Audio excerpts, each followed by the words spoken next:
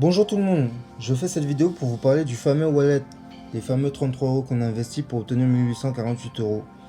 Eh ben, arnaque ou pas, non, c'est pas une arnaque du tout, c'est tout à fait vrai. On obtient bien les 1848 € à la fin de son parcours dans le wallet. Qu'est-ce que le wallet? Le wallet est un portefeuille coopératif. Il a des avantages comme des inconvénients. Ça peut être un tremplin financier, un soulagement, une économie, tout le monde y gagne et c'est de l'argent facile. Mais il demande du temps et de l'engagement, mais malheureusement il rencontre des obstacles à cause de la mauvaise diffusion d'informations. Tout à fait, parce que lorsque vous faites partie du wallet, assurez-vous d'avoir bien compris le mécanisme du concept. Parce qu'une fois que vous avez vos futurs potentiels, si vous vous leur divulguez la mauvaise information, en retour, eux, ils vont vous parler d'arnaque. Et sur le coup, vous-même, vous allez vous poser des questions et vous vous demanderez si vous n'êtes pas fait arnaquer. Tout simplement parce que vous-même n'avez pas compris le concept du wallet. Parce que les mauvaises informations sont divulguées. Donc le processus du wallet se compose en 7 étapes. Il s'agit d'un processus, tout le monde suit les mêmes étapes.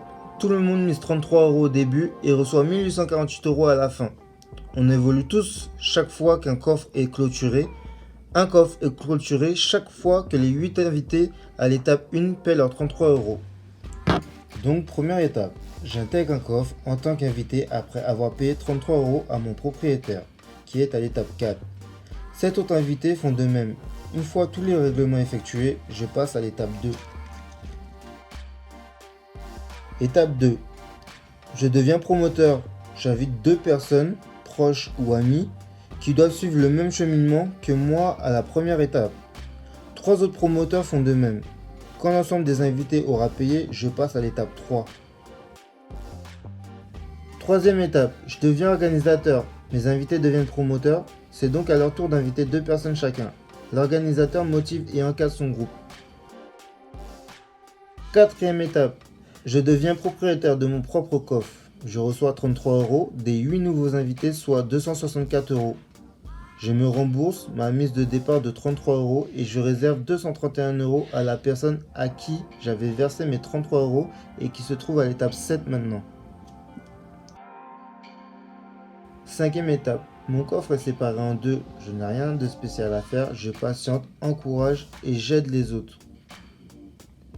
Sixième étape, mon coffre est séparé en 4. Je n'ai rien de spécial à faire, je patiente, encourage et j'aide les autres.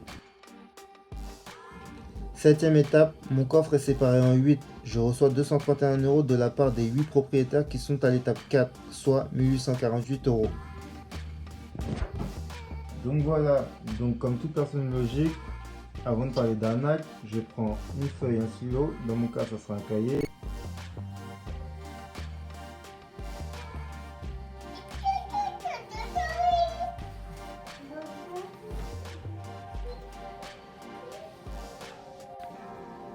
Donc voilà, j'ai retracé le schéma que j'avais déjà préparé. Donc là je vais vous faire un petit résumé. Donc là on a les 8 invités, ils vont tous miser 33 € qui va faire un total de 264 €. Ces 264 € là, ils vont aller directement à la quatrième étape. Une fois que les 264 € arrivent à la quatrième étape, on récupère 33 € qu'on a misé au départ. D'accord? Et il restera 231 €. Ces 231 €, on va les envoyer directement à la septième étape. C'est là qu'on récupère la totalité de notre argent. Bien évidemment, là, il n'y a qu'un seul coffre. Je n'ai pas représenté les 7 autres coffres qui sont à la septième étape. Donc, moi, j'ai commencé directement à partir de la troisième étape. C'est pour ça que j'ai entouré la troisième étape et je vais évoluer d'étape en étape par la suite. Donc, pourquoi la troisième étape? Parce que tout de suite après, on arrive à l'ouverture de coffre. Je vais vous expliquer ce qu'est l'ouverture de coffre. Donc, une fois qu'on est organisateur, on se retrouve à 2. Et lorsqu'on va passer à la quatrième étape, on va chacun ouvrir un coffre. Donc, vous êtes 2 organisateurs. L'un comme l'autre, vous allez ouvrir votre coffre. Donc, cet organisateur-là, ça va ouvrir son coffre à côté. Il va passer à la quatrième étape. Et l'autre va ouvrir son coffre de l'autre côté. Un coffre, c'est l'ensemble des étapes dans un seul organigramme.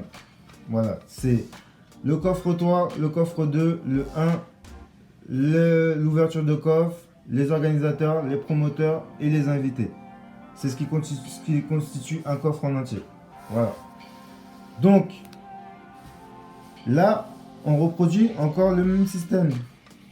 On fait rentrer 8 nouveaux invités. Tout le monde évolue d'étape en étape.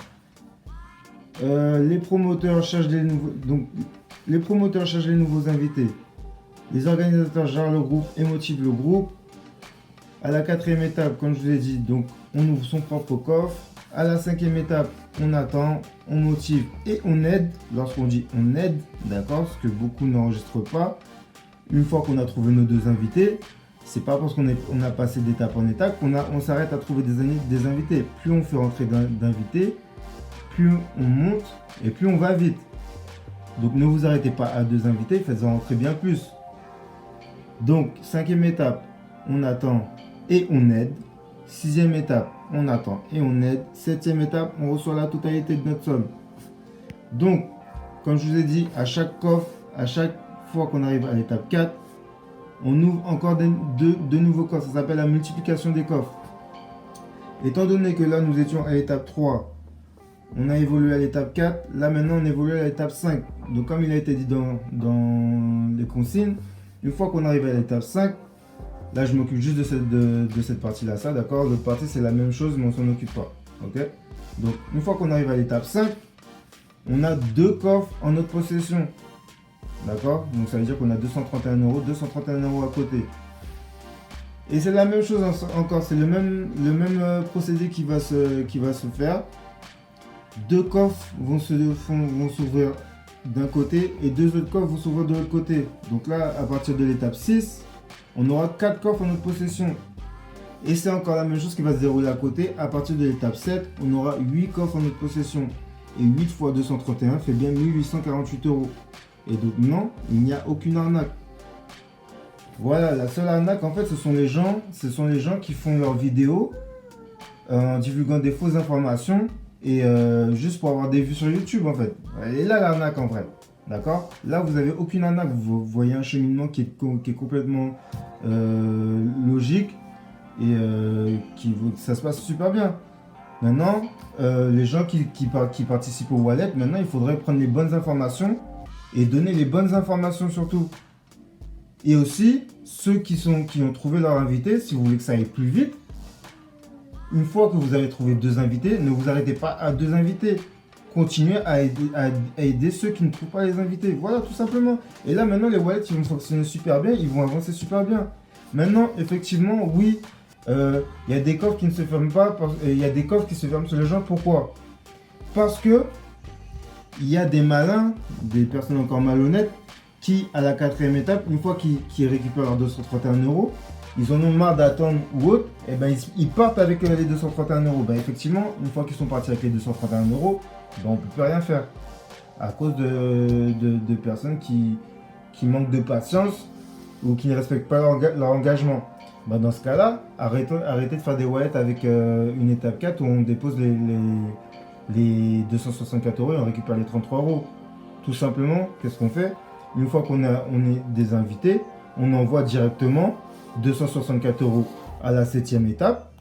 Voilà, tous les invités envoient les 264 euros à la 7e étape. Comme ça, la personne qui est à la 7e étape obtient tout son argent. Personne ne récupère son argent. Et dans ce cas-là, on ne récupère pas de 33 euros. Et là, au final, on n'aura plus que de 264 euros dans tous nos coffres. Et au lieu de 1848 euros, on obtiendra 2112 euros. Ce qui est encore mieux. Voilà. Maintenant, on peut parler des banques aussi. En ce qui concerne les banques, j'ai plutôt surtout vous parler de PayPal et une autre banque qu'on utilise actuellement qui est une banque en ligne gratuite qui s'appelle Revolut. Il y a eu beaucoup de plaintes comme quoi sur PayPal il y a eu des comptes bloqués. C'est tout à fait normal. Tout simplement parce que lorsqu'on crée un compte PayPal ou même Revolut ou un autre, vous créez un compte personnel. À partir du moment où vous créez un compte personnel, vous n'êtes pas désigné telle une entreprise pour ces banques. Donc à partir du moment où vous recevez beaucoup de transactions d'argent qui est similaire et de plus d'où on ne sait pas d'où ça vient vraiment. Alors là, à partir de ce moment-là, PayPal va commencer à s'interroger et va vouloir savoir d'où provient tout cet argent. Et à partir de ce moment, PayPal va vous bloquer. Donc le meilleur moyen pour ne pas que ça vous arrive, à partir du moment où vous créez votre compte, il faut vous créer un compte professionnel et non un compte personnel. Et ça, c'est la même chose pour Revolut ou autre. Maintenant, si vous avez créé votre compte personnel et que vous ne voulez pas créer de compte personnel, et que vous ne voulez pas créer de compte professionnel, et bien dans ce cas-là, assurez-vous, avant de recommencer un wallet, d'accord, parce que c'est à partir de lorsqu'on encaisse beaucoup d'argent que les banques nous bloquent. Donc dans ce cas-là, si vous ne voulez pas créer de compte professionnel, assurez-vous de bien remettre l'argent, de reverser l'argent sur votre compte initial à chaque fois que vous encaissez votre argent. Comme ça, si votre compte PayPal se bloque, eh bien, il ne va pas bloquer l'argent que vous avez sur votre compte. Tout simplement. Voilà, voici ce qu'est le wallet. Il n'y a aucune arnaque. Moi, je vois pas en quoi c'est illégal à partir du moment où tu ne fais que transférer de l'argent sur un autre compte. Effectivement, oui, c'est un système pyramidal, mais c'est pas des produits qu'on vend. Et c'est juste de l'argent. C'est comme si moi, je transférais de l'argent sur le compte de ma mère. Et ainsi de suite. Voilà, tout simplement. C'est un système pyramidal, certes, mais c'est juste un transfert d'argent sur un autre compte. Voilà. C'est pas de la drogue, c'est pas autre. Ça n'a rien d'illégal, à mon sens. Et voilà. Et voici ce qu'est le wallet. Donc si tout le monde respectait bien les consignes du wallet, je pense, et que si les informations étaient divulguées correctement, je pense que le wallet se passerait super bien.